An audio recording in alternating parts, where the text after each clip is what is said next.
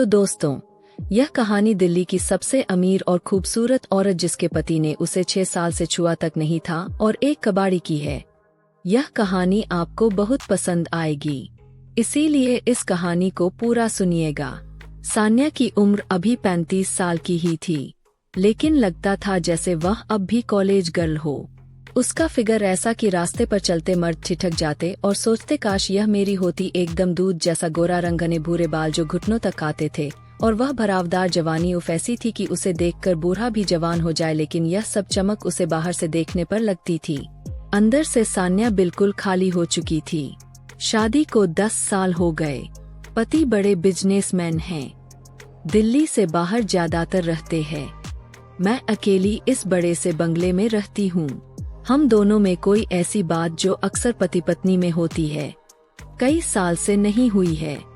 हमारे बंगले में नौकर चाकर तो बहुत है, पर अपना कोई नहीं।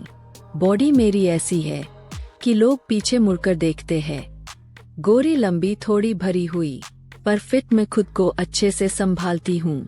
जिम जाती हूँ, योगा करती हूँ, कपड़े भी ऐसे पहनती हूँ कि घर में भी लगे जैसे कोई पार्टी चल रही हो। सिल्क की साड़ियाँ, डीप नेक ब्लाउज, कभी कभी घर में ही शॉर्ट ड्रेस। मुझे पता है कि नजरें कहाँ कहाँ जाती है, पर मुझे कोई फर्क नहीं पड़ता। मैं अपनी जिंदगी अपने तरीके से जीती हूँ। अब यह कहानी मेरी और काय और हमारे मोहल्ले के कबाड़ी की है। उसका नाम है बिल्लू। उम्र करीब 38। मैं घर की छत पर शाम के थी। नीचे गार्डन में माली काम कर रहा था, पर ऊपर सिर्फ मैं थी। हवा चल रही थी। मैंने हल्की सी साटन की नाइट गाउन पहनी थी जो हवा में उड़ रही थी। तभी नीचे से आवाज आई, मेम साहब, मेम साहब। मैंने झांक कर देखा, बिल्लू नीचे खड़ा था। उसके हाथ में पुराना लोहे का एक बड़ा पंखा था। बोला, मेम साहब, आपके यहाँ पुराना सामान निकला है क्या? अखबार, बोतलें, लोहा, पीतल, कुछ भी? मैं ऊपर से ही बोली, हाँ है ना, नौकरों से पूछ लो। पर वो बोला, मेम साहब आप खुद देख लो ना, अच्छा रेट दूंगा। मुझे नहीं पता क्यों मैं नीचे उतर आई। गाउन हवा में लहरा रहा था। मैंने सोचा चलो थोड़ा टाइम पास हो जाएगा। मैं उसके साथ गोदाम की तरफ चल दी, जहां नौकरों ने पुराना सामान रखा था। बिल्लू आगे आगे चल रहा था, मैं पीछे। उसकी कमीज पीठ से चिपकी हुई थी, पसीने से मसल्स साफ दिख रहे थे। मैं मन ही मन सोच रही थी कितना ताकतवर लगता है यह आदमी। गोदाम में पहुँचे, वहाँ ढेर सारा कबाड़ पड़ा था। पुराने फर्नीचर, लोहे की रोड्स, बोतलें, अखबार के बंडल। बिल्लू ने एक बड़ा सा लोहे का बॉक्स उठाया और बोला, मेम साहब यह देखो, इसमें पुरानी चाबियां हैं, शायद आपके काम की हो। मैं पास गई। बॉक्स भारी था, उसने आसानी से उठा लिया। मैंने झुक कर देखा। झुकते वक्त गाउन का पल्ला थोड़ा नीचे सरक गया। मुझे लगा उसकी नजर वहां गई, पर मैंने कुछ नहीं कहा। मैंने चाबियां देखी, बोली, यह सब पुरानी है, रख लो। फिर वह एक पुरानी लकड़ी की कुर्सी उठा कर लाया। बोला, मेम साहब बैठो ना, गर्मी बहुत है। मैं बैठ गई। कुर्सी थोड़ी पुरानी थी, बैठते ही चरमराई। मैं हंस पड़ी। बिल्लू भी मुस्कुराया। उसकी मुस्कान में कुछ था थोड़ा शरारती सा। वो मेरे सामने घुटनों के बल बैठ गया, सामान झांकने। उसकी आंखें मेरी टांगों पर रुक रही थी। गाउन थोड़ा ऊपर चढ़ गया था। मुझे अच्छा लग रहा था यह ध्यान, क्योंकि मेरे पति तो मुझे कभी उसे निगाह से नहीं देखते थे। वह हमेशा बाहर के काम में बिजी रहते थे। उसका इस तरह देखना मुझे काफी अच्छा लगा। हम काफी देर बातें करते रहे। वो बताया कि वह अकेला रहता है, बीवी बच्चे गांव में हैं, महीने में एक बार जाता है। मैंने अपनी बातें बताई कि अकेलापन कितना लगता है। वह सुनता रहा, बीच बीच में मेरी आंखों में देखता। उसकी आवाज भारी थी, पर बातें बहुत साफ। फिर उसने एक पुरानी पीतल की सुराही दिखाई। बोला, मेम साहब यह बहुत कीमती है, पुराने जमाने की। मैंने छू कर देखी, ठंडी थी। बोली, यह तो बहुत भारी है। वो हंसा, मेम साहब भारी चीजें उठाने की आदत है मुझे। मैंने भी हंसकर कहा, हाँ दिख तो रहा है। बातें चलती रही। धीरे धीरे शाम हो गई। मैं उठी तो बोली, अच्छा बिल्लू अब चलती हूँ, जो सामान लेना है ले लो, पैसा बाद में दे दूंगी। वो बोला, मेम साहब पैसा क्या रखा है, आपका सामान मेरे लिए कीमती है। मैं मुस्कुराई और घर चली आई। रात को बिस्तर पर लेटे हुए सोच रही थी, कितना अजीब लगा। आज इतने दिन से देखती थी उसे, पर आज पहली बार बात हुई। उसकी आंखें याद आ रही थी। अगले कुछ दिन वो रोज आने लगा, कभी अखबार लेने, कभी कभी बोतलें, कभी पुरानी मैगजीन। हर बार मैं खुद ही बाहर निकल जाती, नौकरों को बोल देती कि मैं संभाल लूंगी। हम गोदाम में बैठते बातें करते। वो मुझे पुरानी चीजों की कहानियां सुनाता। यह सुराही किसी राजा की थी, यह लैंप किसी हवेली से आया। मैं सुनती रहती। उसकी आवाज में एक अजीब सी कशिश थी। एक दिन उसने एक पुराना ग्रामोफोन निकाला। बोला, मेम साहब यह चलता है अभी भी। मैंने कहा, बजा कर दिखाओ। उसने बजाया।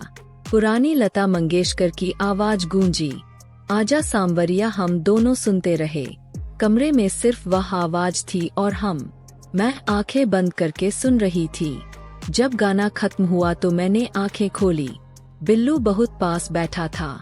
उसकी सांस मेरे गाल पर लग रही थी। मैं चौंकी नहीं, बस मुस्कुराई। बोली, बहुत पुराना गाना है। वो बोला, मेमा साहब पुरानी चीजों में एक बात अच्छी होती है, पर वह टूटती नहीं आसानी से। मैंने उसकी आंखों में देखा। कुछ पल हम ऐसे ही देखते रहे। फिर मैं उठी और बोली, चलो अब घर चलना चाहिए। उसके बाद भी वह आता रहा। अब बातें और गहरी होने लगी। मैं उसे अपने घर की बातें बताती, पति कितना व्यस्त रहता है, मैं कितना अकेला महसूस करती हूँ। वो सुनता और कहता, मैम साहब आप जैसी औरत को अकेला नहीं छोड़ना चाहिए। मैं हंस देती, पर मन में एक अजीब सी उथल पुथल होने लगी थी। उसकी नजरें, उसका पास आना, उसकी भारी आवाज, सब कुछ एक तनाव पैदा कर रहा था। एक दिन उसने मुझे एक पुरानी चांदी की पायल दिखाई। बोली, मैम साहब यह आपके पैर में बहुत अच्छी लगेगी। मैंने हंसकर कहा, पायल तो मैं पहनती नहीं। वो बोला, ट्राई करके देखो ना। मैंने सोचा चलो मजाक ही है। मैंने पैर आगे किया। उसने घुटने टेक कर पायल मेरे पर पैर में डाली। उसके हाथ मेरे पैर को छू रहे थे। उंगलियां गर्म थी। मैंने सांस रोकी। वो धीरे धीरे पायल बांध रहा था। उसका चेहरा मेरे पैर के बहुत पास था। मुझे लगा अब कुछ हो जाएगा, पर उसने बस पायल बांधकर पीछे हट गया और बोला, देखो कितनी सुंदर लग रही है। मैंने देखा, सच में सुंदर थी। मैंने कहा, रख लो, तुम बेच देना। वो बोला, नहीं मैमा साहब ये आपके लिए ही है। मैंने कुछ नहीं कहा। पायल मैंने रख ली, आज भी मेरे पास है। धीरे धीरे हमारी मुलाकातें रोज की हो गई। कभी मैं उसके गोदाम में जाती, कभी वह मेरे गार्डन में आता। बातें अब बहुत निजी हो गई थी। मैं उसे बताती कि मुझे क्या पसंद है, क्या नहीं। वह मुझे अपनी जिंदगी की बातें सुनाता, गांव की मेहनत की, संघर्ष की। मुझे उसमें एकाएक एक सादगी दिखती जो मेरे पति में कभी नहीं थी। एक शाम हम गोदाम में बैठे थे। बाहर हल्की हल्की ठंड शुरू हो गई थी। मैंने शॉल ओढ़ रखी थी। बिल्लू ने एक पुराना अंगीठी निकाला और जलाया। हम उसके पास बैठे गर्म हो रहे थे। बातें चल रही थी। तभी उसने कहा, मैम साहब आप बहुत अच्छी हैं। मैंने कभी सोचा भी नहीं था कि मेरे जैसे आदमी से कोई ऐसा बोलेगा। मैंने कहा, बिल्लू इंसान इंसान होता है, पैसा स्टेटस क्या रखा है। वो चुप रहा। फिर बोला, मैम साहब मैं आपसे एक बात कहना चाहता हूँ। मेरा दिल तेज धड़कने लगा। मुझे लगा अब वो कहेगा जो मैं कई दिनों से महसूस कर रही थी। मैंने कहा, बोलो। वो बोला, मैम साहब मैं आपके यहाँ का सारा पुराना सामान मुफ्त में ले जाया करूँगा, आप बस मुझे इतना ही कहती रहो। मैं हंस पड़ी। बोली, पागल हो गए हो, ऐसा थोड़ी होता है। पर उसने गंभीरता से कहा, मैम साहब, आपके साथ बैठकर बात करना मेरे लिए सबसे बड़ा इनाम है। उस दिन मैं घर आई तो बहुत देर तक सोचती रही, यह आदमी क्या चाहता है, प्यार, पैसा या सच में सिर्फ दोस्ती। मुझे समझ नहीं आ रहा था, पर मुझे अच्छा लग रहा था या कशमकश। फिर एक दिन कुछ ऐसा हुआ जो सब बदल गया। मैं गोदाम में गई थी। बिल्लू कुछ परेशान सा था। मैंने पूछा क्या हुआ। वो बोला, मेहमा साहब, मेरी माँ गांव में बहुत बीमार है, पैसे नहीं है इलाज के। मैंने कहा, कितने पैसे चाहिए? वो बोला, 1 लाख 1.5 लाख। मैंने बिना सोचे कहा, मैं दे दूंगी। वो चौंका, बोला, मैम साहब, इतने पैसे? मैं बोली, हाँ, तुमने मेरे लिए इतना किया है। उसने मेरे पैर छू लिए। बोला, मैम साहब, आप देवी हो। मैंने उसे उठाया। बोली, ऐसा मत करो। उस दिन मैंने पैसे दिए। वो गांव चला गया। 2 हफ्ते बाद लौटा। माँ ठीक हो गई थी। वो मेरे पास आया और बोला, मैम साहब, मैं जिंदगी भर आपका एहसान नहीं भूलूंगा। मैंने कहा, एहसान क्या? बस खुश रहो। उसके बाद हमारी बातें और गहरी हो गई। अब वह मुझे अपनी हर बात बताता, मैं उसे अपनी हर बात। हम एक दूसरे के सबसे करीब बन गए थे, पर कभी उस रेखा को पार नहीं किया जो दोस्ती और कुछ और के बीच होती है। आज कई महीने हो गए। बिल्लू अब सिर्फ कबाड़ी नहीं, मेरा सबसे अच्छा दोस्त है। वो मेरे घर आता है, चाय पीता है, बातें करता है। मैं उसके गोदाम में जाती हूँ, पुरानी चीजें देखती हूँ। लोग क्या सोचते हैं मुझे नहीं पता, पर मुझे पता है कि हमारे बीच जो है वह बहुत खूबसूरत है। एक साफ गहरा रिश्ता। बिल्लू ने मुझे सिखाया कि जिंदगी में सबसे कीमती चीजें पैसे से नहीं खरीदी जाती, और मैंने उसे सिखाया कि अमीरी सिर्फ बैंक बैलेंस में नहीं होती। आज भी जब वह आता है, हम घंटों बैठकर बातें करते हैं, हंसते हैं, पुरानी यादें ताज़ा करते हैं, और मैं जानती हूँ कि यह रिश्ता हमेशा ऐसा ही रहेगा सारमा, और बहुत खास। बस यही थी मेरी और बिल्लू की कहानी। अगर तुम्हें अच्छी लगी तो मुस्कुरा देना, और अगर नहीं लगी तो भी मुस्कुरा देना, क्योंकि जिंदगी में मुस्कान सबसे सस्ती और सबसे कीमती चीज है। धन्यवाद। एक दिन सान्या और बिल्लू गोदाम में बैठे पुरानी यादें ताज़ा कर रहे थे। बाहर बारिश हो रही थी, अंगीठी जल रही थी और माहौल वैसा ही शांत गहरा था जैसा हमेशा होता था। बिल्लू अचानक चुप हो गया। उसने एक पुराना लकड़ियों का छोटा सा डिब्बा निकाला जो धूल से ढका हुआ था।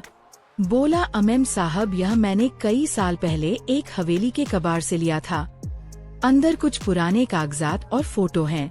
आज पता नहीं क्यों खोलने का मन किया। सान्या ने मुस्कुराकर डिब्बा लिया और खोला। अंदर कुछ पीली पड़ चुकी तस्वीरें थी। उसने पहली फोटो उठाई। एक नवविवाहित जोड़ा, दुल्हन बेहद खूबसूरत, दूध जैसी गोरी, घने भूरे बाल, ठीक वैसी ही जैसी सान्या बचपन में थी। दूल्हा एक जवान, सांवला, ताकतवर लड़का जिसकी आंखें बिल्कुल बिल्लू जैसी तेज थी। सान्या की सांस रुक गई। उसने फोटो पलटा। पीछे हाथ से लिखा था राकेश और संगीता, शादी की तारीख 15 मार्च 1990। राकेश वो नाम सान्या के पति का असली नाम था जिसे वह बिजनेस के बाद कभी इस्तेमाल नहीं करता था, और संगीता सान्या की मां का नाम था जो सान्या सिर्फ 5 साल की थी तब एक कार एक्सीडेंट में मर गई थी। पिता ने कभी दूसरी शादी नहीं की और सान्या को अकेले पाला। सान्या ने कांपते हाथों से बिल्लू की तरफ देखा। बिल्लू भी फोटो देख रहा था। उसका चेहरा सफेद पड़ गया था। ये मेरी माँ है। सान्या की आवाज फटी और यह मेरे पापा। बिल्लू ने सिर झुका लिया। उसकी आंखें नम थी। धीरे से बोला, मैम साहब नहीं, बहन, मैं राकेश का पहला बेटा हूँ। गांव में पैदा हुआ था, माँ के साथ रहता था। जब मैं 8 साल का था पिताजी दिल्ली आ गए। बड़ा बिजनेस शुरू किया, माँ को छोड़ दिया। माँ ने मुझे बताया था कि पिताजी ने नई जिंदगी शुरू की है, नई बीवी के साथ। माँ गुजर गई तो मैं अकेला दिल्ली आ गया। कबाड़ का काम शुरू किया। कभी हिम्मत नहीं हुई कि आपके पिता से मिलूं। बस दूर से देखता रहता था। ये बंगला, ये दुनिया और आपको। सान्या की आंखों से आंसू बह रहे थे। वो फोटो सीने से लगाए बैठी थी। सालों का अकेलापन, वो सारी गर्माहट जो बिल्लू से मिली थी, सब एक पल में बदल गया।